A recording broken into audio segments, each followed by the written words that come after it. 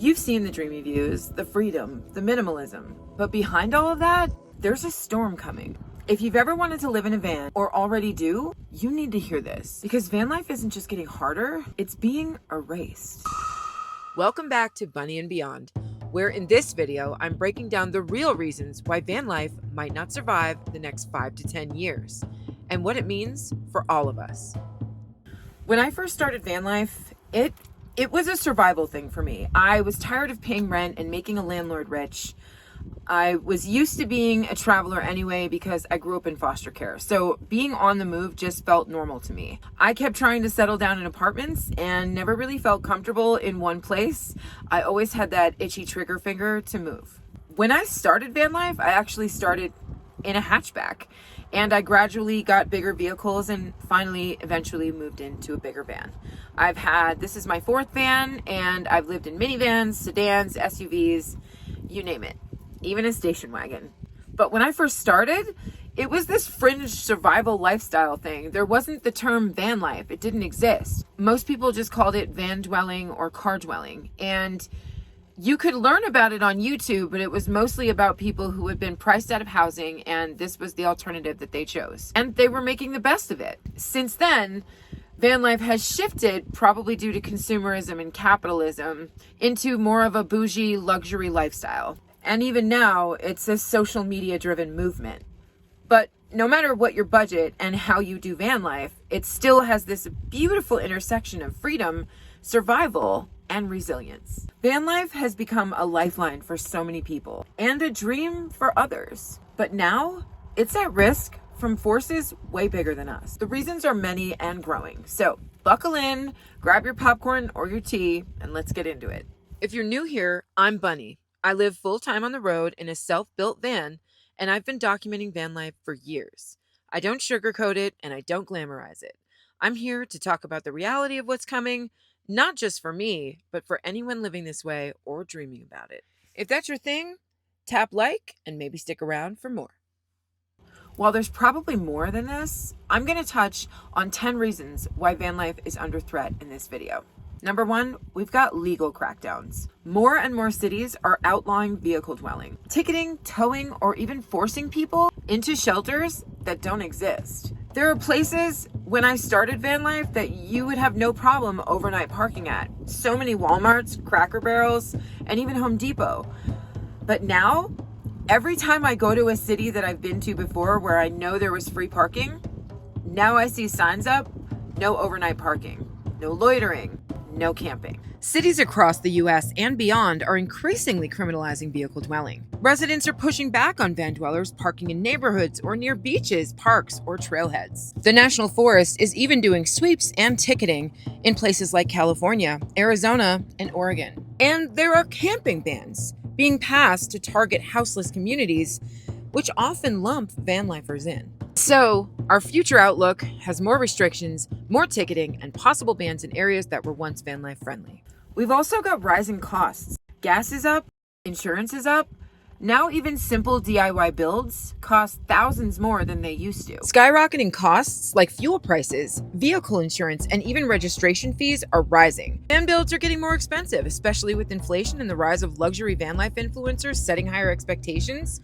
Limited affordable mechanics for older rigs as electric vehicles become more standard. And in-demand gear like solar, fridges, lithium batteries are still out of reach for so many of us. DIY budget van life may become harder to sustain, and cost barriers could push people out. And then we've got the problem with overcrowding and environmental strain. National parks, BLM land, and free dispersed camping areas are seeing unprecedented overuse. Trash, human waste, and irresponsible behavior are drawing negative attention. More land is being closed to overnight parking or camping because of this. We might be facing stricter regulations on public land, permit-only systems, and reduced free access.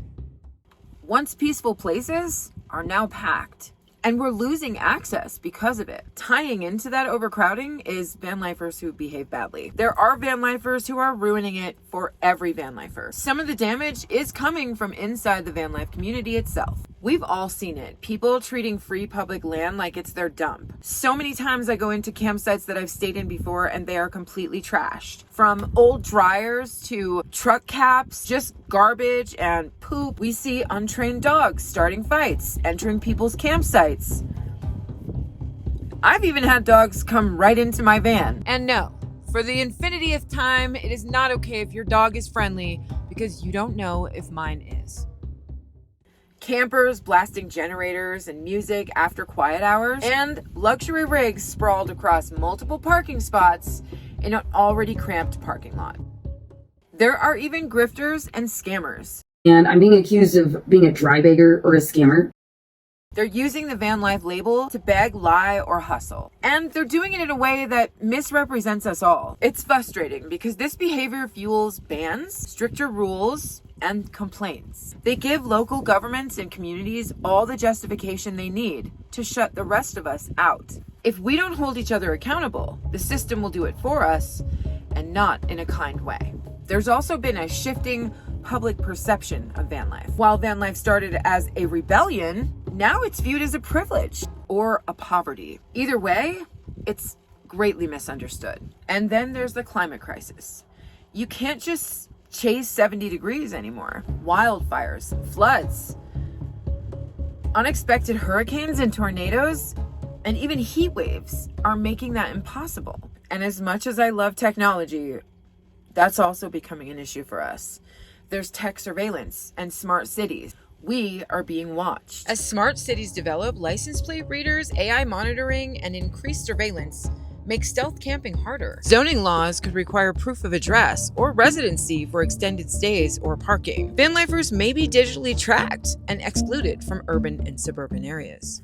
Parking lots are scanned, license plates are logged. Stealth is a dying art. Then we have the housing crisis. Millions are being forced to live in their vehicles because rent is just simply unaffordable. Not to mention the fact that getting into a rental space means that you have to pay fees and credit checks. You have to pass all kinds of tests just to see if you can even rent from them. And most people end up living in their vehicles not because they want freedom, but because it's the last option. Cities and towns are responding by criminalizing it, by issuing tickets or towing vehicles. Then there's land grabs by the ultra wealthy. Billionaires are buying up public land, water rights, and rural acreage at alarming rates. Some are hoarding land under the guise of sustainability or climate philanthropy, while they're blocking public access, lobbying for private security, and using pesticides or industrial agriculture practices that degrade surrounding ecosystems. This creates a world where the few control the food and water, while public land becomes increasingly privatized or even off limits entirely to regular people.